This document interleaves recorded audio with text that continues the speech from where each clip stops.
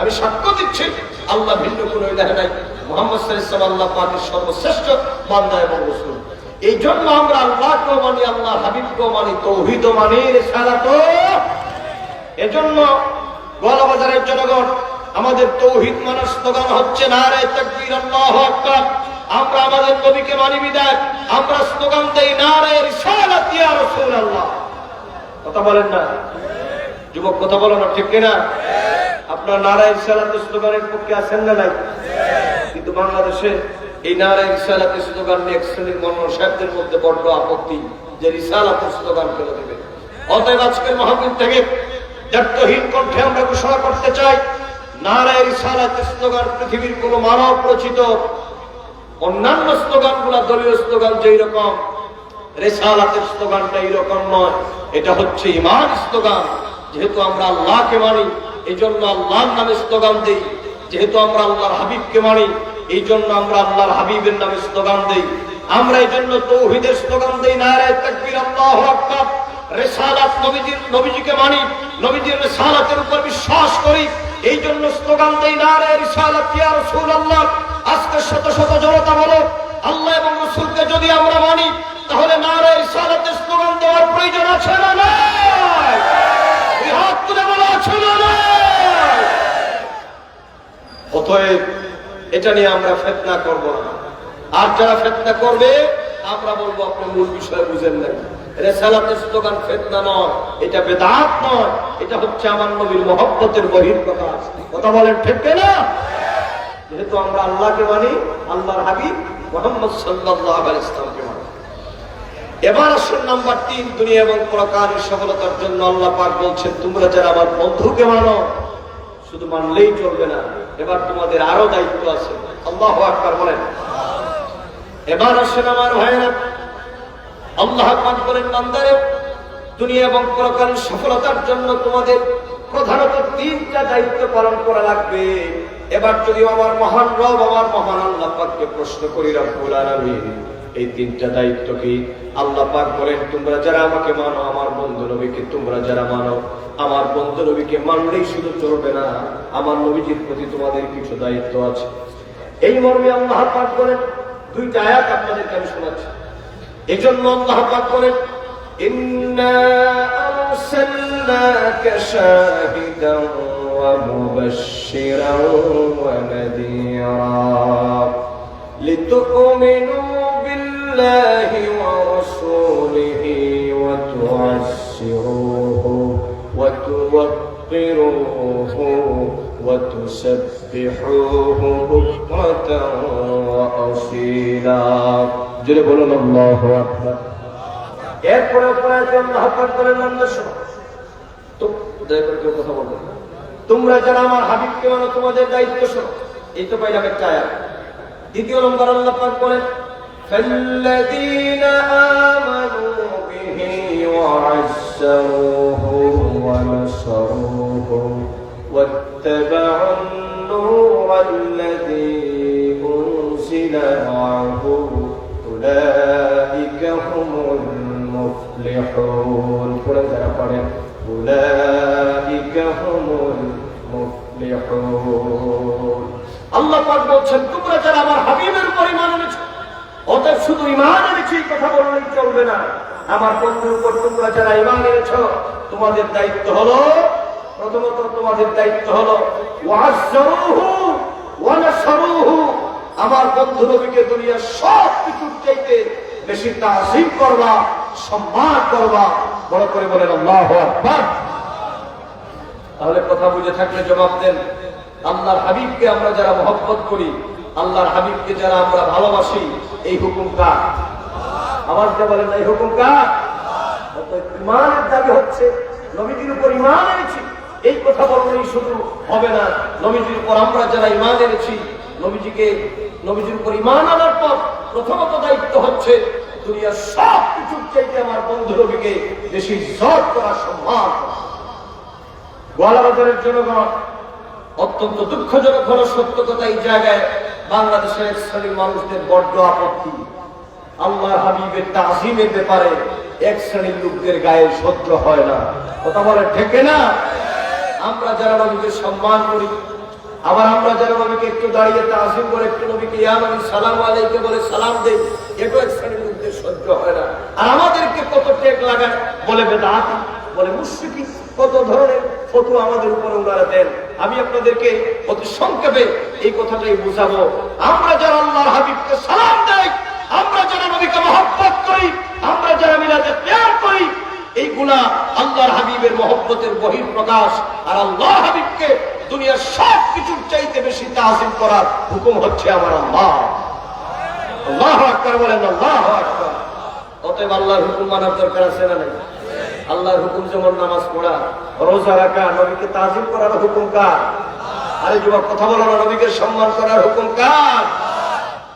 আমি ধন্য গো রাসূল তোমাকে পেয়ে, আমি ধন্য গো রাসূল তোমাকে পেয়ে, আমি আরো বেশি ধন্য তোমার উম্মত হয়ে, আমি আরো বেশি ধন্য তোমার গোলাম হয়ে, আমি ধন্য গো রাসূল তোমাকে। একটু জবানটা করলেন না, আমার নবীর উম্মত হওয়াতে আপনারা খুশি কিনা?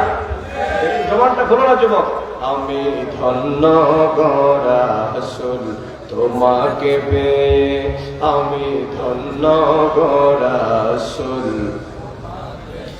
আমি আরো বেশি ধন্য তোমার উম্মত হয়ে, আমি আরো বেশি ধন্য তোমার গোলাম হয়ে, আমি ধন্য গো রাসূল তোমাকে পেয়ে, আমি ধন্য গো রাসূল তোমাকে। তোমার মত হতে চেয়েছিল সকল নবী,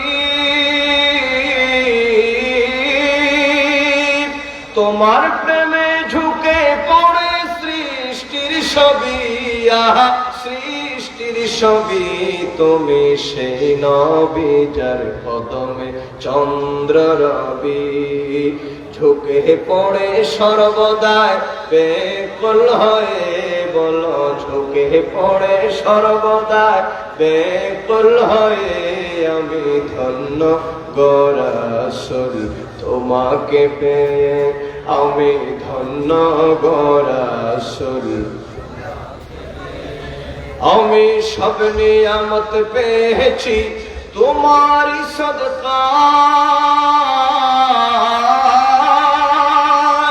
তাই তো আমি আল্লাহর পরে তোমার গুণ গাই, তোমার গুণ গাই। আমি গাহিব গুণগান তোমার মহব্বত নিয়ে, আমি গাইব গুণগান তোমার মহব্বত নিয়ে, আমি মরতে চাই তোমার গোলাম হয়ে, বলো ইয়া রাসূলুল্লাহ। আমি মরতে চাই তোমার গোলাম হয়ে, আমি ধন্য গো রাসূল তোমাকে পেয়ে। আল্লাহু আকবার বলেন না। আল্লাহ পাক বলছেন দুনিয়ার সব কিছুর চাইতে আমার নবীকে বেশি তাজিম করবা, তাহলেই তোমরা ইমানের দাবিতে সত্যবাদী হবা এবং দুনিয়া আখিরাতে সফল কাম হবা। এবার শোনেন, নবীজিকে যে আমরা তাজিম করি, আল্লাহর হাবিবকে তাজিম করলে তো কত ফজিলত এবং মর্যাদা। আমাদের নবী ছাড়াও পৃথিবীতে হযরত আদম সফিউল্লাহ থেকে নিয়ে ঈসা রুহুল্লাহ পর্যন্ত 1,24,000, মতান্তরে 2,24,000 নবী এবং রাসূল যারা পৃথিবীতে এসেছিলেন। ও বালাবাজারের জনগণ, যুবক শোনো, নবী আলাইহিস সালামের প্রতি বিন্দু পরিমাণ যারা তাজিম প্রদর্শন করেছে, আল্লাহ পাক তাদেরকে 2টা পুরস্কার দিয়েছেন। প্রথমত আল্লাহ তাদেরকে দৌলতে ঈমান দিয়েছেন, দ্বিতীয়ত তাদের জন্য জাহান্নামের আগুনকে আল্লাহ হারাম করে দিয়েছেন। আরো বড় করে বলেন না সুবহানাল্লাহ। নবীদেরকে সম্মান করলে কয়টা ফায়দা? যুবক কথা বলো, কয়টা ফায়দা? প্রথমত হচ্ছে আল্লাহ তাদেরকে দৌলতে ঈমান দিয়েছেন। শুনেন ভালো করে, আমরা যারা নবীর প্রেমিক, আমরা তো নবীকে সম্মান করলে কত যে ফজিলত। তার পূর্বে আপনাদেরকে একটা ডকুমেন্ট শোনায় দেই। পৃথিবীর কাফের বেঈমানও যারা নবীদের প্রতি বিন্দু পরিমাণ শ্রদ্ধা নিবেদন করেছে, বিন্দু পরিমাণ তাজিম পেশ করেছে, আল্লাহ তাদেরকে কি পুরস্কার দিয়েছেন শুনেন ভালো করে।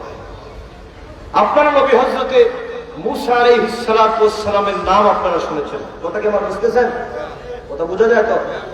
বলেন, নবী মুসা আলাইহিস সালামের নাম তো শুনেছেন। এই পৃথিবীর মধ্যে আল্লাহ পাক হযরত মুসা আলাইহিস সালামকে বিরাট কুদরতের শক্তি আল্লাহ পাক তিনি দান করেছিলেন। মুসা আলাইহিস সালামের হাতে ছিল একটা লাঠি, আপনারা সকলেই জানেন।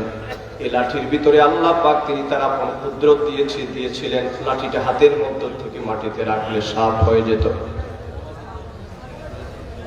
আমার ভাইয়েরা, আপনারা সকলেই জানেন এটা ছিল মুসা নবীর মুজিজা।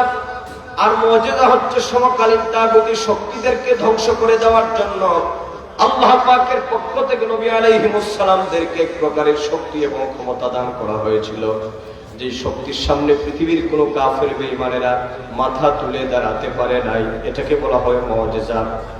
যেমন হযরত মুসা নবীর যুগে ছিল ফেরাউন, কথা বলেন, তাবৎ দুনিয়ার অন্যতম সুপার পাওয়ার ছিল ফেরাউন। ওই ফেরাউন হযরত মুসা আলাইহিস সালামের সামনে তার বহু শক্তি প্রদর্শন করত। কিন্তু আল্লাহ পাক বলেন, মুসা ভীত সন্ত্রস্ত হওয়ার কোনো প্রয়োজন নাই, ও মুসা বিচলিত হওয়ার কোনো দরকার নাই।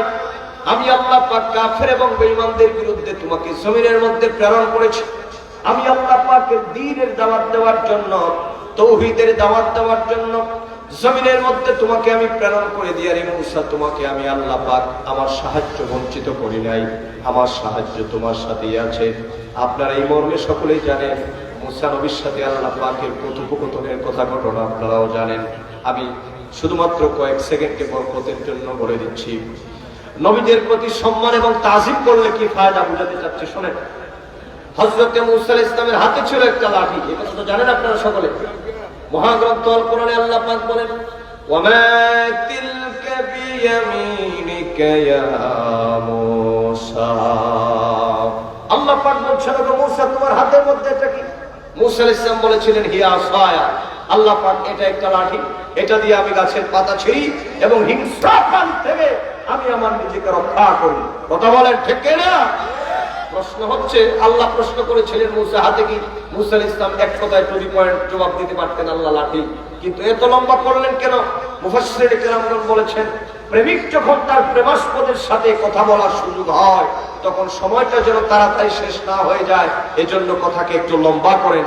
এখানে প্রেমিক হচ্ছেন মুসা আর প্রেমাস্পদ হচ্ছেন আমার মহান আল্লাহ। আল্লাহু আকবার বলেন। এবার মুসা নবীর হাতের লাঠি জমিনের মধ্যে আল্লাহ পাক বলছেন, এই লাঠিটা একটু তুমি জমিনের মধ্যে রাখো। আল্লাহ পাক বললেন, মুসা রে তোমার হাতের মধ্যে যে লাঠি, এই লাঠিটার ভিতরে আমি আল্লাহ পাক কেমন কুদরত দিয়ে দিলাম তুমি হয়তো জানো না। তোমার লাঠিটারে জমিনের মধ্যে ছেড়ে দাও। হযরত নবী মুসা লাঠিটাকে যখন তিনি মাটির মধ্যে রাখলেন, কোরআন বলছে হিয়া হাইয়াতুন তাসআ, এটা বিরাট একটা সাপে রূপান্তরিত হয়ে গেল। এই সংবাদ পৌঁছে গেল ফেরাউনের কাছে যে মুসা তো বিরাট এক পাওয়ারের মালিক হয়ে গেছে, তার হাতের লাঠি রাখলে পরে এটা কি হয়ে যায়? সাপ হয়ে যায়। এবার ফেরাউন তো তার ঘুম হারাম হয়ে গেছে। তার রাজ্যের চতুর্দিকে তার সৈন্যবাহিনীদেরকে, সৈন্য সামন্তকে বলল, এই আমার দলের লোকেরা শোনো, শুনেছি আমি মুসার হাতের লাঠি নাকি জমিনে রাখলে সেটা সাপ হয়ে যায়। অতএব আমার স্টেটে, আমার রাজ্যে তোমরা ফরমান জারি করে দাও, যদি কোনো জাদুঘর থাকে, জাদুকর, জাদুবিদ্যায় যে এক্সপার্ট এবং পারদর্শী, মুসাকে হারাইতে পারলে আমি বিরাট স্বর্ণ মুদ্রা তাকে উপহার দিব, এই ঘোষণা করে দেয়। এবার ঘোষণা করে দেওয়া হলো সমগ্র রাজ্যে যে মুসা নবী, যুগের পয়গম্বর মুসার লাঠি নামক সেই সাপকে যদি কেউ হারাইতে পারে তাহলে তাকে কি দেওয়া হবে? স্বর্ণ মুদ্রা পুরস্কার দেওয়া হবে। কথা কি বুঝতেছেন আমার? এবার কি করা হলো? রাজ্যের মধ্য থেকে বড় বড় জাদুকর যারা ছিল তাদেরকে ঘোষণা করে একটা 3 তারিখ ঠিক করা হলো। একদিকে মুসা নবী, অপর দিকে জাদুকর। বিদ্যা দেখানো হবে, কি বিদ্যা? জাদু বিদ্যা। আমার যুবকেরা ভালো করে শুনুন,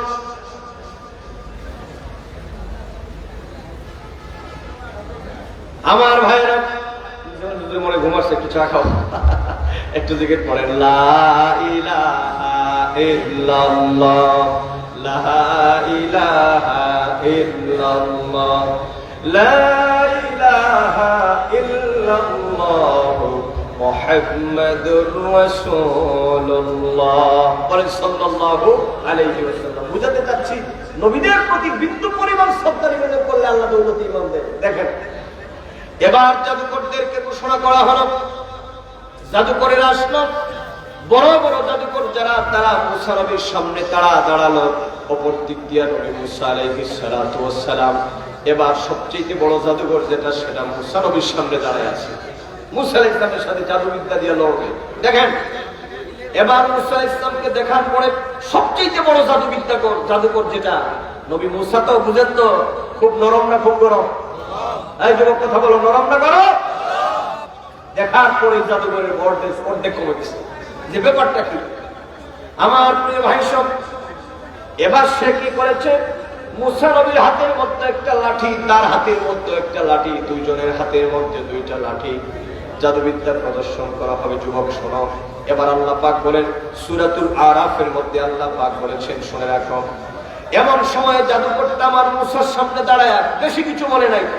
এবার জাদুকর বলতেছে, কয় মুসা ইম্মা আন তুলকিয়া ওয়া ইম্মা আন নাকুনা নাহনুল মুলকিন। আল্লাহু আকবার বলেন।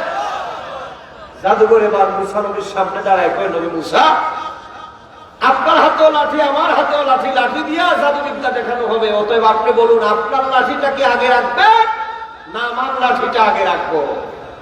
কথা কি বুঝতেছেন? আমার কি বলছেন? আর কিছু হবে নাই। যে নবী মুসা, আপনার হাতের লাঠিটা কি আগে রাখবে নাকি আমার হাতের লাঠিটা আগে রাখবো? আপনারা বলুন তো দেখি, এই কথার মধ্যে খানিকটুকু বিন্দু পরিমাণ হলেও আদব এবং তাজিম আছে না নাই? যেমন মনে করেন হুজুরকে নিয়ে এক জায়গায় যাওয়া হলো, প্রিন্সিপাল হুজুরকে নিয়ে, দুজনেই বসবেন কিন্তু বলা হলো হুজুর আপনি আগে বসেন। এটা হুজুরের প্রতি বিন্দু পরিমাণ তাজিমের বহিঃপ্রকাশ কিনা? হুজুরকে বলা হলো আমার ওয়ালিদ ভাই সহ আমরা গেলাম খাইতে, বলা হলো যে হুজুর মৌলানা সাহেব আপনি আগে নেন। তার মানে কি খাবে সকলেই? একটু তাজিমের থেকে বলা হলো যে আপনি একটু আগে নেন। জাদুবিদ্যা দেখাবে জাদুকর মুসা নবীর সামনে, কিন্তু তার জবান দিয়ে বের হয়ে গেল, আল্লাহ পাক বলেন, হুজুর আপনার হাতেও লাঠি, লাঠিটাকে আপনি আগে রাখবেন না আমি আগে রাখবো? আর কিছু বলে নাই। শোনেন, এই কথাটুকুকে আমার আল্লাহ পাক এত পছন্দ করেছেন, এই এতটুকু কথাকেই আল্লাহ পাক কত পছন্দ করেছেন। তাফসিরে খাজির এবং তাফসিরে জওয়ালের মধ্যে এসেছে, قد جازاهم الله هذا الادب حيث من عليهم بالايمان। আল্লাহ পাক ওই জাদুকরের এই বিন্দু পরিমাণ মুসা নবীর প্রতি তাজিম প্রদর্শনের কারণে আল্লাহ পাক তার সিনার ভিতরে দৌলতে ঈমান দান করে দিয়েছেন। আরো বড় করে বলেন না সুবহানাল্লাহ। আপনাদের সুবহানাল্লাহর আওয়াজে তো মনে হচ্ছে রমজান মাস শুরু হয়ে গেছে। একটু বড় করে বলেন আল্লাহু আকবার। যুবক, নবীজির প্রতি শ্রদ্ধা প্রদর্শন করলে পরে কি হয় শোনো। বাংলাদেশে এক শ্রেণীর বিয়াদবেরা নবী আলাইহিস সালামদের প্রতি যা ইচ্ছে ভাষা ব্যবহার করে ওদের জবানকে ওরা সংযত করে না। কথা বলা ঠিক কিনা? আজকের গোয়ালা বাজার হযরত শাহজালাল রহমাতুল্লাহ কামিল মাদ্রাসা থেকে আহ্বান করবো, আমরা নবীদের প্রতি তাজিম প্রদর্শন করুন, ঈমানের স্বাদ পাবেন। বিশেষ করে আমাদের নূর নবী হায়াতুন নবী জিন্দা নবীর উপরে যদি সম্মান প্রদর্শন করেন, ঈমানের নূর আল্লাহ দিন থেকে দিন বাড়ায় দিবেন। হাসরে নবীজির শাফাত দিয়া বিনা হিসাবে আল্লাহ জান্নাতুল ফেরদাউস দান করবেন। সুবহানাল্লাহ। তাহলে এই জাদুকরের এই বিন্দু পরিমাণ আদবের কারণে আল্লাহ তাকে কি করেছেন? দৌলতে ঈমান দিয়েছেন। তাফসীরে সাবিতে এসেছে, যালিকা তাআদ্দুবুম মিনাস সাহারাতি মা মূসা ওয়া ক্বাদ জুবিজু আলাইহি বিল ঈমান ওয়ান নাজাত মিনান নার। আল্লাহ পাক মূসা নবীর প্রতি জাদুকরের বিন্দু পরিমাণ তাজিম এবং সম্মান প্রদর্শনের কারণে শুধু দৌলতে ঈমানই দেন নাই, আল্লাহ তার জন্য জাহান্নামের আগুনকে হারাম করে দিয়েছেন। তাহলে আপনাদের বিবেক কি বলে? মূসা নবীর সাথে যদি একটা জাদুকর এই পরিমাণ আদব দেখালে, যদি আল্লাহ ওই জাদুকরকে যদি দৌলতে ঈমান দেয় আর জাহান্নাম থেকে যদি মুক্তি দেয়, আমরা যারা নবীর প্রেমিক, নবীর গোলাম, আমরা যারা আমার দয়াল নবীর উম্মত, আমরা যদি নবীকে সম্মান করি আর তাজিম করি, নবীকে যদি সালাম দেই, আল্লাহর পক্ষ থেকে আমাদের উপরে প্রতিদান আছে না নাই? আসতে বলবো না, ডান হাত তুলে বলা আছে না নাই? এই জন্যই আমরা এই বিশ্বাস নিয়ে আমরা নবীকে সম্মান করি, নবীকে তাজিম করি। কথা বলেন ঠিক না? এই মর্মে আল্লাহ পাক বলেছেন, ফাল্লাযীনা আমানু বিহি ওয়া আযযারুহু ওয়া নাসারুহু তোমরা যারা ঈমানদার আমার বন্ধু নবীকে তোমরা সম্মান করবা, তাজিম করবা, ওয়া নাসরুহু, আর আমার বন্ধু নবীকে সাহায্য করবা। এই সাহায্য করা মানে কি? আল্লাহর হাবিবের শান মান আজমত এই পৃথিবীর মধ্যে তোমরা বেশি বেশি করে বর্ণনা করতে থাকবা। আর ওয়াত্তাবাউন নূর আল্লাযী উরসিলা মাআহু, আর আমার বন্ধু নবীর উপরে মহাগ্রন্থ কোরআন যারা নাযিল হয়েছে এই কোরআনের বিধিবিধান মোতাবেক যারা চলবে, আল্লাহ পাক বলেন এই তিনটা কাজ যারা করবে, উলাইকা হুমুল মুফলিহুন, তারাই দুনিয়া এবং পরকালে সফল কাম হয়ে যাবে। কোন সুবহানাল্লাহ। তাহলে বোঝা গেল দুনিয়া এবং পরকালে সফলতার জন্য আল্লাহ পাকের ইবাদতের পাশাপাশি আমাদের যেই কাজটা করা লাগবে সেটা হচ্ছে আমাদের দয়াল নবীকে সম্মান করা লাগবে, তাজিম করা লাগবে। যুবক কথা বলো ঠিক কিনা? এখন আসেন, আমরা যারা নবীকে সম্মান করি, তাজিম করি, নবীজির সম্মানের কথা বলতে গেলে তো রাত হয়ে যাবে, অনেক সময় হয়ে যাবে। আমি অতি সংক্ষেপে আপনাদেরকে ছোট্ট একটা ডকুমেন্ট দিচ্ছি। আমরা যারা নবীকে সম্মান করে যারা সালাম দিই, আচ্ছা বলেন তো আমরা যে নবীজিকে সালাম দিই, কথা বলেন আপনারা দেন কিনা? যুবক কথা বল, আমরা দেই কিনা? নবীজির উপর দুরূদ শরীফ পড়ি কিনা? এই দুরূদ এবং সালাম এটা আল্লাহ পাকের পক্ষ থেকে দেওয়া হুকুম। আল্লাহ পাক বলেছেন সাল্লু আলাইহি ওয়া সাল্লিমু তাসলিমা, আমার বন্ধু নবীর উপরে তোমরা দুরূদ শরীফ পড়বা এবং নবীজিকে শ্রদ্ধা করে সালাম দিবা। সুবহানাল্লাহ। তাহলে কথা বুঝে থাকলে জবাব দেন, নবীজিকে সালাম দেওয়ার হুকুমটাও কার? এবার আসেন, আমরা যে নবীকে সালাম দেই, সালামটা দিলে কি ফায়দা হবে? যুবক, নবীজির প্রতি তাজিম এবং সম্মান প্রদর্শন করে যে আমরা সালাম দিই, এই সালামের কারণটাকে শোনো, তোমাদেরকে শোনাই দিই। যুবকেরা, যে কোনো দল করো, আমাদের কোনো সমস্যা নাই। আপনি যে কোনো দলের আলেম হন, কওমি মাদ্রাসার আলেম হন, আলিয়া মাদ্রাসার আলেম হন, জামাতে ইসলামী হন, মিলাদ পড়েন আর না পড়েন, আমাদের কথা তো আর আমাদের না, কথা হবে অ্যাকর্ডিং টু হলে কোরআন হাদিস। কোরআন সুন্নায় যা আছে আমরা তা মানি, কোরআন সুন্নায় যা নাই আমরা তা মানি না। এই জন্য আমাদের পরিচয় হলো আমরা হলাম সুন্নি। কথা বলে ঠিক কিনা? কথা বলেন, আমরা কি মুসলমান? বলে সুন্নি মুসলমান, আহলুস সুন্নাত ওয়াল জামাতের অনুসারী। এবার আসেন, আমরা যে নবীকে তাজিম করে সালাম দিই তার কারণটা কি? সাহাবী হযরত আব্দুর রহমান ইবনে আওফ রাদিয়াল্লাহু তাআলা বর্ণনা করেন, আল্লাহর হাবিবকে আমি একদিন দেখলাম তিনি একাকী একটা খেজুর বাগানের দিকে হেঁটে যাচ্ছেন। যুবক শোনো, নবীজিকে তাজিম করে সালাম দিলে কি ফায়দা হবে? হযরত আব্দুর রহমান ইবনে আওফ রাদিয়াল্লাহু তাআলা বর্ণনা করেন, আল্লাহর নবী নূর নবী হায়াতুন নবীকে আমি একদিন দেখতে পেলাম, আল্লাহর হাবিব তিনি একা একা হেঁটে যাচ্ছেন একটা খেজুর বাগানের পাশ দিয়ে। কিন্তু আমি আল্লাহর হাবিবকে কোনোদিন একা একা কোথাও হেঁটে যাইতে এরকম আমি দেখি নাই। এখানে আরো দুই একটা কথা বলি আমার বন্ধুরা। সহিহ মুসলিম শরীফের বর্ণনা, আল্লাহর হাবিবের ব্যাপারে সাহাবী হযরত আনাস বিন মালিক রাদিয়াল্লাহু তাআলা বর্ণনা করেন, আল্লাহর হাবিব নূর নবী হায়াতুন নবীকে আল্লাহ পাক এমন আজমত, এমন মহামর্যাদা আল্লাহ পাক দান করেছিলেন, তার মানে গোটা সৃষ্টি জগতের ভিতরে আল্লাহ পাক আমার বন্ধু নবীজির প্রেম আল্লাহ পাক ঢুকায় দিয়েছিলেন। সুবহানাল্লাহ বলেন। এজন্য হযরত আনাস বিন মালিক বলেন, নবীজি যখন তিনি কোন রাস্তা দিয়ে হেঁটে যাচ্ছেন, বৃক্ষ তরুলতা গুলা মানুষ মানুষকে যেই রকম করে সালাম দেয় আমরা শুনতাম, ওই বৃক্ষ তরুলতা গুলার মধ্য থেকে আল্লাহর হাবিবকে সালামের আওয়াজ শোনা যেত। আল্লাহর হাবিব যখন কোন পাহাড়িয়া রাস্তা দিয়ে হেঁটে যেতেন, আল্লাহর হাবিবকে জড় পদার্থ পাথরগুলা সালাম দিত। নবীজি যখন কোন বন জঙ্গলার ভিতর দিয়ে হেঁটে যেতেন, বন জঙ্গলার হিংস্র প্রাণীগুলো আল্লাহর হাবিবের কদমের মধ্যে মাথা নোয়ায় দিত। সুবহানাল্লাহ বলেন। এটা হলো আমার নবী কি সম্মান। মানে নবীজি একা কোথাও দাঁড়ালেই পৃথিবীর মানুষ সেখানে থাক আর না থাক, সৃষ্টি রাজিগুলা আমার নবীজির সামনে জড়ো হয়ে যেত আমার নবীজির নূরানি কদম মোবারকের পাশে। সাহাবী হযরত আব্দুর রহমান ইবনে আওফ রাদিয়াল্লাহু তাআলা বলেন, এজন্য আমি কোনোদিন দেখি নাই নবীজিকে একা একা, কিন্তু সেদিন দেখলাম আল্লাহর হাবিব একা হেঁটে যাচ্ছেন। আমার ভিতরে একটু চিন্তা জাগলো, নবীজি একা একা কোথায় হেঁটে যাচ্ছেন? আমি নবীজির পিছু পিছু হাঁটতে লাগলাম। নবীজি হাঁটতেছেন হাঁটতেছেন, যাইতে যাইতে যাইতে যাইতে একটা খেজুর বাগানের মধ্যে আল্লাহর হাবিব প্রবেশ করলেন। ওই খেজুর বাগানের মধ্যে প্রবেশ করার পর আমি পিছন দিকে তাকায় দেখতেছিলাম আল্লাহর হাবিব কি করেন। জগতের মানব সম্প্রদায়, আমি দেখতে পেলাম আল্লাহর হাবিব মুহাম্মদ সাল্লাল্লাহু আলাইহি ওয়াসাল্লাম ওই খেজুর বাগানের মধ্যে একটা কাপড় বিছালেন এবং সেই কাপড়ের মধ্যে আল্লাহর হাবিব সেজদাবনত হয়ে গেলেন। আমার মহান আল্লাহ পাকের দরবারে সেজদায় লুটায় পড়লেন। আমি পিছন দিক থেকে আল্লাহর হাবিবকে আমি দেখতেছিলাম। অপেক্ষা করতেছিলাম আল্লাহর হাবিব সেজদার থেকে মাথা মোবারক উঠাবেন। শোনেন আল্লাহর নবীর হাদিস বা আদব শুনবেন, যত বেশি আদবের সাথে শুনবেন আল্লাহ দিনের ভিতরে তত ইলমের নূর পয়দা করে দিবে। সুবহানাল্লাহ। ও মাদ্রাসার ছাত্র ভাইরা, আমাদের ছাত্র ভাইরা যারা আছো, তোমাদের জন্য একটা কথা মনে পড়ে গেছে, একটু বলে দিই। এই পৃথিবীতে যত কিতাব লেখা হয়েছে, সকল কিতাব তোমার আমার জীবনে পড়ালেখা করে শেষ করা সম্ভব নয়। কথা বলে শুধুমাত্র তাফসীর ডিপার্টমেন্টে যারা আপনারা এখানে হাদিস আলহামদুলিল্লাহ, আপনাদের দোয়া আমি কামিল হাদিস, ফিকহ, তাফসীর, আদব আল্লাহ পাক চারণা করার সুযোগ আমাকে দিয়েছেন। বিশ্ববিদ্যালয় থেকে অনার্স মাস্টার্স করার পলিটিক্যাল সায়েন্সে আল্লাহ পাক সুযোগ করে দিয়েছেন। এই জন্য আমার ছাত্র ভাইদেরকে বলি, আমরা যারা হাদিস পড়ি এবং হাদিস আমরা যারা বলি, আপনাদেরও জানা আছে, এখানে বিদগ্ধ, এখানে বিজ্ঞ উলামায়ে কেরাম এখানে উপস্থিত আছেন। এই পৃথিবী আপনি যদি হাদিস সাশ্রয়ী করতে থাকেন, আল্লাহর হাবিবের যত হাদিস পৃথিবীতে আছে আপনি পড়েই শেষ করতে পারবেন না, দেখাতে পারবেন। যত তাফসীরের কিতাব সমূহ লেখা হয়েছে আপনার জীবনে আপনি পড়েই শেষ করতে পারবেন। এই জন্য ইমাম জালালউদ্দিন রুমি রাহমাতুল্লাহি আলাইহির নাম তো আপনারা শুনেছেন অবশ্যই। ইমাম জালালউদ্দিন রুমির একটা কথা আমার হৃদয়ে বড় দাগ কেটেছে।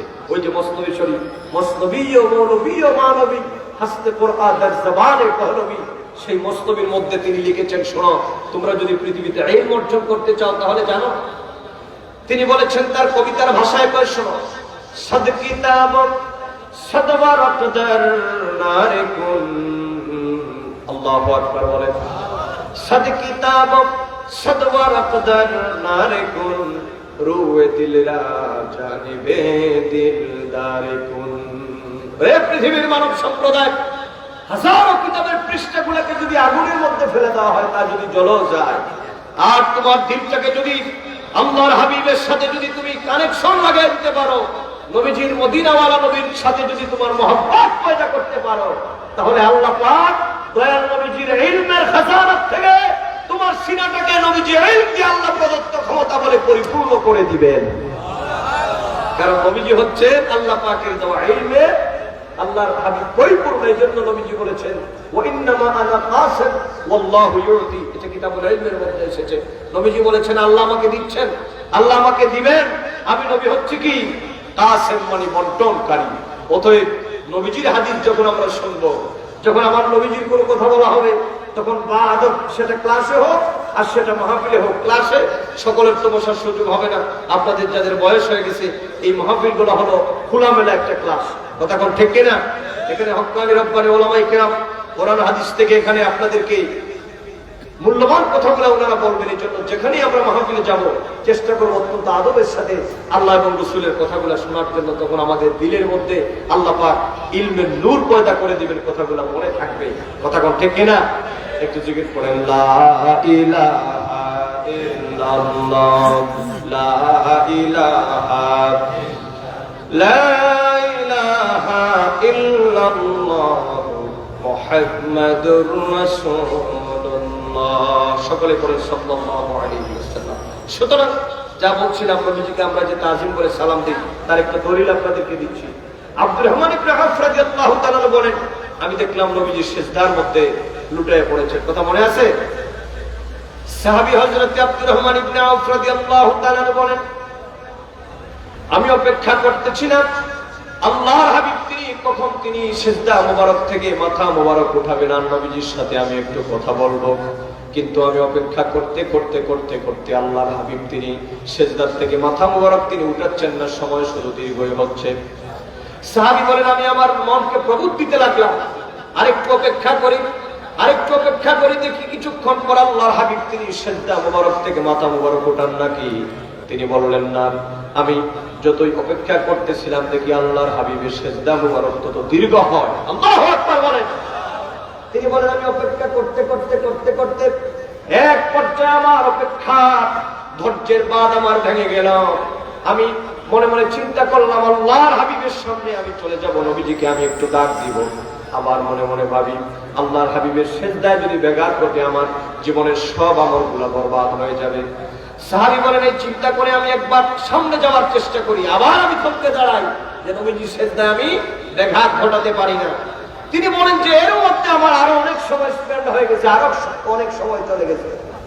এবার আমার দিলের ভিতরে ধারণা হয়ে গেল, আমার ভিতরে চিন্তার উদ্রেক হয়ে গেল, এত লম্বা সময় তো আল্লাহর হাবিব সেজদা দেওয়ার কথা নয়, নাকি আল্লাহর হাবিব দুনিয়ার থেকে তিনি বিদায় গ্রহণ করেছেন, নাকি নবীজির ইন্তেকাল মুবারক হয়ে গেল। কারণ এত দীর্ঘ সময় তো সেজদা দেওয়ার কথা নয়। আমি অনেক সময় অপেক্ষা করতে করতে আমি এবার এই চিন্তা করলাম যে আল্লাহর হাবিব দুনিয়ার থেকে কি বিদায় গ্রহণ করলেন নাকি। আমার যুবকেরা, সাহাবী বলেন, এবার আমি কি করলাম, আমি আল্লাহর হাবিবের দিকে আস্তে আস্তে করে অত্যন্ত আদবের সাথে আমি এগিয়ে গেলাম। নবীজির সেজদার জায়গায় গিয়ে আমি আমার কানটা নবীজির নূরানি চেহারা মুবারকের পাশে আমি লাগাই দিলাম আমার কানটা, দেখি নবীজির শ্বাস প্রশ্বাসটা ঠিক আছে কিনা। তিনি বলেন, এবার আমি যখন আমি আমার কানটা আল্লাহর হাবিবের নূরানি জবান মুবারকের মধ্যে লাগাই দিলাম, নবীজির সঙ্গে সঙ্গে মুস্কি হেসে দিয়ে বললেন, আব্দুর রহমান রে, মোটেও চিন্তা করো না, পেরেশান হও না, তুমি যা মনে মনে ভাবতেছো মোটেও তা নয়, আমি আমার আল্লাহকে রাজি খুশি করার জন্য লম্বা সেজদা দিচ্ছি। আল্লাহু আকবার, আল্লাহু আকবার। সাহাবী, মোটেও তা নয়, আমি আমার আল্লাহকে খুশি করার জন্য লম্বা সেজদা দিচ্ছি। এখন তো সাহাবীর ভিতরে কিউরিওসিটি আরো বেশি জাগছে, যে ব্যাপারটাকে বুঝতাম না, লম্বা সেজদা দিলেন। আবার আমি নিজে নিজে ভাবলাম, নবীজি সেটা জানলেন কিভাবে? যুবক, এজন্য শোনো, নবী শব্দটা হচ্ছে নাবাউন থেকে, নবী শব্দটা নাবাউন থেকে, অদৃশ্যের সংবাদ যিনি দিতে পারেন তাকে বলা হয় কি নবী। ওই যে আম্মা ইয়াতাসাআলুন আনিন নাবাইল আযীম, ওই যে অদৃশ্যের সংবাদ দেন নবীরা, আর এই সংবাদটুকু আল্লাহ জানায় দেয়। কথা বলে, নবীকে জানায় দেয় কে? আর এটাকে বলা হয় ইলমে গায়ব। এজন্য আমরা যারা আহলুস সুন্নাত ওয়াল জামাতের অনুসারী, আমাদের অকাট্য আকীদা হচ্ছে, আমার ছাত্র ভাইরা আপনারাও জানেন, আমাদের অকাট্য বিশ্বাস হচ্ছে নবীজির ইলমে গায়েব কতটুকু। নবীজির ইলমে গায়েবের ব্যাপারে আমাদের আকীদা হচ্ছে ইয়ালামু মিনাল গায়বে মা আখবারাহু, আল্লাহ পাক তার বন্ধু নবীকে যেই পরিমাণ জানায় দিয়েছেন, আমার নবী সেই পরিমাণ জানেন। এইজন্য এই ক্ষেত্রে আল্লাহ হচ্ছেন আলিমুল গায়ব, আর আমার নবী হচ্ছেন মুখবিরুল গায়ব। আল্লাহ হচ্ছেন নিজে নিজে জানেন, আর নবী হচ্ছেন আল্লাহ প্রদত্ত জ্ঞানে জ্ঞানী। সুবহানাল্লাহ বলেন না, মানে আল্লাহ নবীকে জানায় দেন। সাহাবী বলেন, আমি তো আরো চিন্তিত হয়ে গেলাম যে ব্যাপার কি, নবীজি সেটা জানলেন কিভাবে। এবার হযরত আব্দুর রহমান ইবনে আওফ রাদিয়াল্লাহু তাআলা তিনি বললেন, ইয়া রাসূলুল্লাহ, আমি জানতে চাই নবী আপনি কেন এত লম্বা সেজদা দিয়েছেন। যুবকরা শুনে যাও ভালো করে। নবীজি এবার বলেন, ওগো সাহাবী, কিছুক্ষণ পূর্বে আমার মহান আল্লাহ পাক আমাকে জিবরিল আমিনের মাধ্যমে আমার উম্মতের ব্যাপারে একটা শুভ সংবাদ পৌঁছায় দিয়েছেন। সুবহানাল্লাহ বলেন। কথা বুঝো যুবক, ভালো করে বুঝো, আমার মুরব্বি বাবাজি না। নবীজি বলেন, আমার উম্মতের ব্যাপারে কিছুক্ষণ পূর্বে আমার আল্লাহ আমাকে একটা শুভ সংবাদ পৌঁছায় দিয়েছেন। অতএব রে সাহাবী, ওগো আমার সাহাবী শোনো, জিবরিল আমিনের মাধ্যমে আমার উম্মতের ব্যাপারে শুভ সংবাদটা পাওয়ার পর আমি রাসূলুল্লাহর ভিতরে এত আনন্দ জেগেছে, আমার আল্লাহর প্রতি আমার এত শ্রদ্ধা নিবেদন করার ইচ্ছে হচ্ছে, এজন্য আমি একাকিত্ব সেজদায় লুটায় পড়লাম। আমি প্রশংসা করতেছিলাম, আমি আল্লাহর দরবার থেকে সেজদা থেকে মাথা মোবারক উঠাতে আমার মন চাচ্ছিল না। সাহাবী কয়, আমার ভিতরে আরো আগ্রহ জাগলো যে কি এমন শুভ সংবাদ, যে সংবাদ শোনার পর স্বয়ং দুজাহানের বাদশা মুহাম্মদ সাল্লাল্লাহু আলাইহি ওয়াসাল্লাম তিনি সেজদা করেন, তখন নবী গো কি সংবাদটা আমাকে বলেন। এবার সাহাবী আল্লাহর হাবিবের সামনে দাঁড়ায় বলেন, ইয়া রাসূলুল্লাহ, আমার জীবন যৌবন আপনার নূরানি কদমে কুরবান হয়ে যাক। হুজুর আমাকে একটু বলেন, আপনি কি শুভ সংবাদ আপনি পেয়েছেন আল্লাহ পাকের পক্ষ থেকে, কি শুভ সংবাদ নবীজি আমার। এবার আল্লাহর হাবিব বলেন, ও সাহাবী, আমার পক্ষ থেকে পৃথিবীর মানব সম্প্রদায়দেরকে শোনায় দাও। নবীজি এবার বললেন, সাহাবী, আল্লাহ পাক জিবরিল আমিনের মাধ্যমে আমাকে ঘোষণা করেছেন, হাবিব, ও হাবিব, এই পৃথিবীর মধ্যে আমি আল্লাহ পাক আপনি নবীকে মহব্বত এবং তাজিম করার কথা, আপনি নবীর উপরে দুরূদ সালাম শোনার কথা আমি ঘোষণা করে দিয়েছি। অতএব নবী আমার, আপনি শোনেন, মান সাল্লা আলাইকা সাল্লাইতু আলাইহি, ওগো হাবিব আমার, যে ব্যক্তি আপনি বন্ধু নবীর উপরে দুরূদ শরীফ পড়বে, আমি আল্লাহ পাক তার উপরে রহমত নাযিল করে দিব। আরো ভালো করে বলেন সুবহানাল্লাহ। ওমান সাল্লামা আলাইকা সাল্লামতু আলাইহি, আর যেই ব্যক্তি আপনি রাসূলুল্লাহর প্রতি শ্রদ্ধা নিবেদন করবে, আপনি নবীর প্রতি প্রেম প্রীতি মহব্বত ভালোবাসা নিয়ে আপনি নবীকে সালাম দিবেন, আমি আল্লাহ ওয়াদা দিলাম আপনার গোলামদেরকে আমি দুনিয়া এবং আখিরাতে সালামতি দান করে দিব। ও গোলামদের জনগণ, ও যুবকরা শুনে যাও, আমরা নবীকে কেন সালাম দেই, নবীকে কেন সালাম দেই, কেন আমরা ইয়া নবী সালামু আলাইকা বলি, আর কেন আমরা নবীজির উপর দুরূদ শরীফ পড়ি জানেন রে জওয়াব? কোন মাওলানা সাহেবের বেদাত ফতোয়ায় নবীজির দুরূদ ও সালামকে বাদ দিবা না, কারণ আল্লাহ পাক তার বন্ধু নবীকে বলেছেন, নবী আমার আপনাকে যারা দেখবে না আর গভীর রাতে ওই যে ৪৫০০ মাইল দূর থেকে ওই যে গোয়ালা বাজার হযরত শাহজালাল রহমাতুল্লাহ কামিল মাদ্রাসা থেকে গভীর রাতে আপনাকে যারা সালাম দিবে গো নবী আমার, আমি আল্লাহ পাক ওয়াদা দিলাম আপনি নবীর মহব্বতে যারা সালাম দিবে আমি আল্লাহ দুনিয়া এবং আখিরাতে তাদেরকে শান্তি দান করে দিব। তাহলে যুবকরা আমরা দুনিয়া এবং আখিরাতে শান্তি চাই কিনা? আর শান্তি দেওয়ার মালিক কে?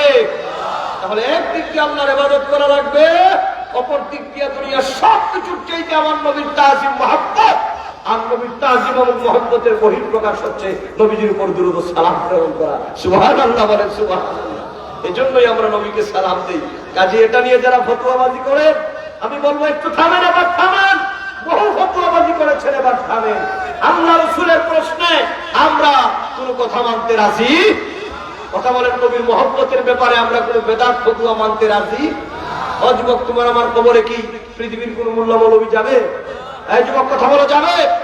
তোমার আমার কবরে হাসরে মিজানে পুলসিরাতে যিনি সাহায্য করবেন তিনি হচ্ছেন মুহাম্মদুর রাসূলুল্লাহ সাল্লাল্লাহু আলাইহি ওয়াসাল্লাম। ডান হাত তুলে বলো ঠিক কিনা? আল্লাহু আকবার, ইয়া রাসূলুল্লাহ। অতএব আজকের এই ঐতিহাসিক মাহফিল থেকে আমি ওদম গুনাহগার নেসার আহমদ আপনাদেরকে দায়িত্বহীন কণ্ঠে ঘোষণা করতে চাই, যারা দলবাজি করে করুক, ফতোয়াবাজি করে করুক, আমরা বলবো ভাই আমরা ফতোয়াবাজিতে না, আমরা নবীকে মহব্বত করে সালাম দেই, আমরা নিজেদেরকে বাঁচানোর স্বার্থে। কথা বলতে কিনা? হাসরে আল্লাহ আমরা একটু নবীজির সাবাত, কারণ আপনারা জানেন এখানে বিজ্ঞ আলেম ওলামারা আছেন, হাসরের ময়দানে আপনি যত বড় ইবাদতকারী হন ইবাদত দিয়ে বাঁচতে পারবেন না। হাসরের ময়দানে আমার রহমানের রহমত আর দয়াল নবীর শাফাত ছাড়া আপনি যত বড় মৌলানা সাহেব হন আল্লাহর দরবার থেকে বাঁচার আশা করতে পারে। এজন্য আমরা নবীকে সালাম দেই, এজন্য আমরা নবীকে মহব্বত করি, আর এজন্যই আল্লাহ পাক বলেছেন فَالَّذِينَ آمَنُوا بِهِ وَعَزَّرُوهُ وَنَصَرُوهُ وَاتَّبَعُوا النُّورَ الَّذِي أُنزِلَ مَعَهُ أُولَئِكَ هُمُ المفلحون। সময় 1 ঘন্টার উপরে হয়ে গেছে। সাদাকাল্লাহু মাওলানা আল-আযীম ওয়া সাদাকা রাসূলুহুন নবিয়্যুল হাবিবুল কারীম ওয়া নাহনু